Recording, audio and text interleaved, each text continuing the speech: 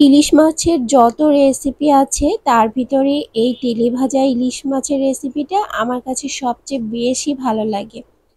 বর্ষার সিজনে যখন এই ছোট ইলিশ মাছটা পাওয়া যায় তখন এই ইলিশ মাছের তেলে ভাজা রেসিপিটা করে খেলে দারুণ লাগে। আজকে আপনাদের সাথে শেয়ার করব ইলিশ মাছের তেলে ভাজা। যারা যারা এই ইলিশ মাছটা ছোটটা এরকম করে খাননি অবশ্যই ট্রাই করবেন। চলে যাচ্ছি মূল পর্বে। প্রথমে ইলিশ মাছ ভাজার জন্য এখানে আমি তেল দিয়ে দিয়েছি। আর তেলটা যখন গরম হয়ে আসবে তখন এখানে আমি ইলিশ মাছগুলো একটু কেটে পরিষ্কার করে দিয়ে দিচ্ছি। আমি মাঝারির থেকে একটু ছোট সাইজের ইলিশটা নিয়েছি। আর এই ছোট সাইজের ইলিশটা দিয়ে এই তেলে ভাজাটা খেতে দারুণ লাগে। তো এখন ভালোভাবে হলুদ মরিচ মাখিয়ে তারপর মাছগুলোকে একটু কড়া লাল করে ভেজে নিব। অনেকেই বলেন ইলিশ মাছ ভেজে নিলে এর সুন্দর যে ফ্লেভার সেটা নষ্ট হয়ে যায়, কিন্তু ভেজে নেওয়া ইলিশ মাছের একটা অন্যরকম ফ্লেভার আছে যেটা খুব ভালো লাগে।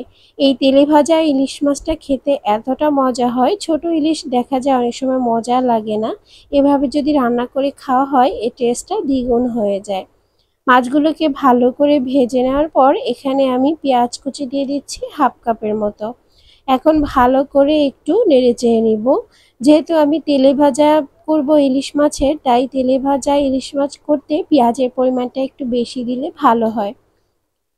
আর ইলিশ মাছে তো অনেক বেশি মশলা ব্যবহার করা যাবে না, তাহলে এর স্বাদ একদমই নষ্ট হয়ে যাবে। এখন আমি পেঁয়াজটা নরম হয়ে ভাজার পর এখানে 2টা বড় সাইজের টমেটো কুচি করে দিয়ে দিচ্ছি। অবশ্যই তেলে ভাজা করার সময় টমেটোটা দেওয়ার চেষ্টা করবেন, তাতে করে স্বাদটা অনেক ভালো আসবে। সুন্দর একটা গ্রেভি হবে, টক একটা ভাব চলে আসবে, মাছটা খেতে অনেক বেশি ভালো লাগবে। এখন আমি ভালো করে একটু নেড়েচেড়ে টমেটোর সাথে পেঁয়াজটাকে একটু ভালো করে কষিয়ে নিব। আমি গোটা কয়েকটা শুকনো মরিচও দিয়ে দিয়েছি সুন্দর একটা ফ্লেভার নিয়ে আসার জন্য। মরিচের গুঁড়া হাফ চা চামচ আর দিয়ে দিব লবণ 1 চামচের মতো দিব। আর এখানে হলুদের গুঁড়ো দিয়েছি হাফ চামচের থেকে একটু কম, 1/3 টিস্পুন বলা যায়। এখন আমি ভালো করে একটু নেড়েচেড়ে নিব। ভালো করে মশলাগুলো এখন কষিয়ে নিব। আর কষিয়ে নেওয়ার জন্য এ পর্যায়ে একটু পানি ব্যবহার করব আমি, কারণ না হলে পেঁয়াজটা একদম পুড়ে যাবে, খেতে একদমই ভালো লাগবে না। মশলা কষানোর জন্য এখানে আমি গরম পানি ব্যবহার করব হাফ কাপের মতো। তো এখন আমি এ পর্যায়ে গরম পানি দিয়ে দিচ্ছি। এখন আমি গরম পানি দিয়ে মশলাটাকে ভালো করে কষিয়ে নিব। আর ঢাকনা দিয়ে ঢেকে একটু কষিয়ে নিচ্ছি।